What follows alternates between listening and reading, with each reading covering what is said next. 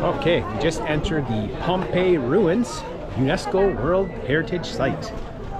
Pretty exciting. They give you this cool ticket. I'll show you. Very artsy, very similar to the Vatican style ticket. We're gonna head to the bathroom and then check out, see what there is here. There's a lot. Alas, we enter the city of Pompeii.